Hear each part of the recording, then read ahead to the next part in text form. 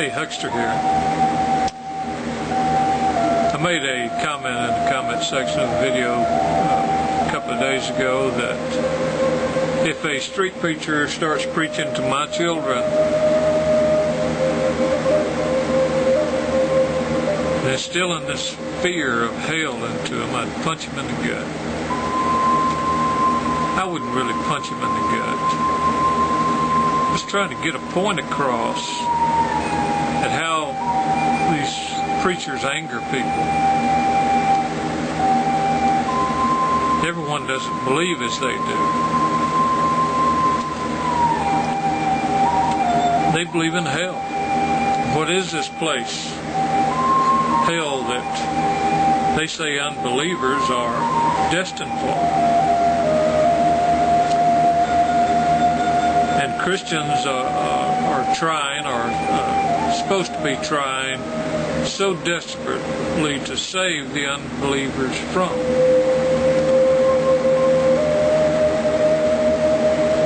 They say it's what Jesus died, so the unbelievers wouldn't have to go there. At least that's what the story is.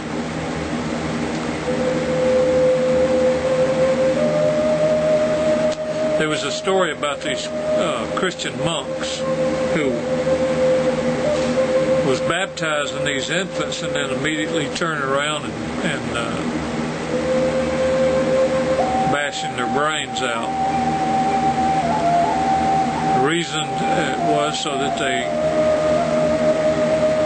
wouldn't go to hell. This was, they thought hell was so horrendous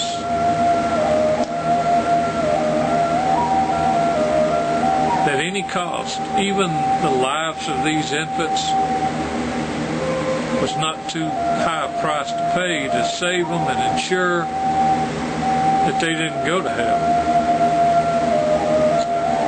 Now, how sick is that? And it's things like this that the hell doctrine causes. We all heard about the Yates woman that drowned her kids. Said she did it to keep them from going to hell. Christians believe that hell is God's eternal torture chamber. And they believe that the greatest part of humanity that has ever lived will spend eternity there in pain and torture that has no end.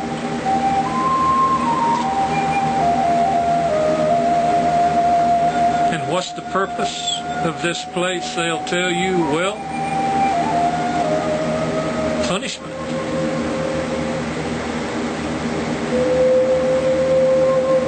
But punishment for what purpose? There's no remedial value to hell. There's no chance of ever learning your lesson or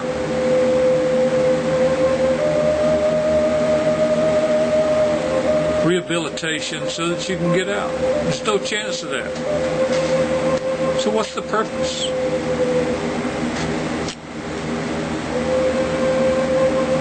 What does the punishment do? Even the most cruel human torturers usually have a reason for why they're torturing people. It's either for sex or money or submission to something.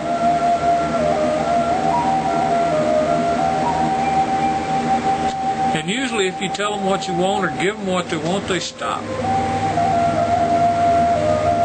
But that's not the way hell works. They say hell, there is no escape.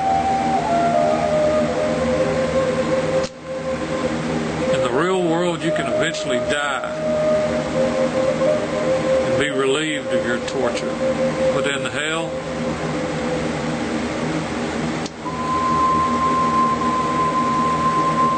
you stay there forever with no possible release from the pain. As a Christian, And you, as a Christian, ought to be pretty uncomfortable with this.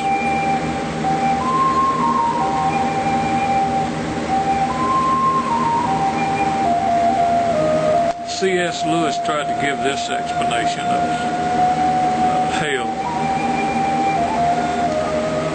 He said, rather than having God create a place like hell and sending people there, he saw hell as more of a result of rejecting God. It was the ultimate, you got what you asked for. God was saying, you really don't want me around? Fine, I'll leave. And then the absence of God was hell. All the things that went along with the absence of God: darkness, pain, torture.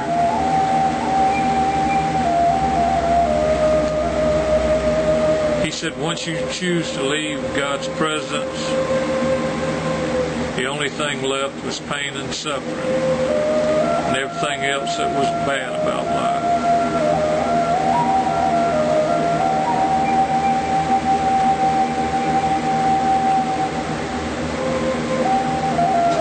I think that makes God out to be pretty petty. Like a kid who gets mad and throws down his toys and says,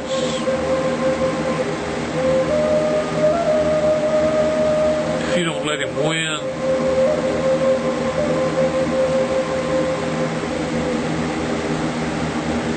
you suffer.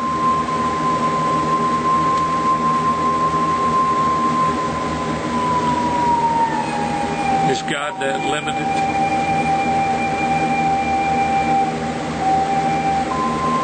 I'll come back with part 2.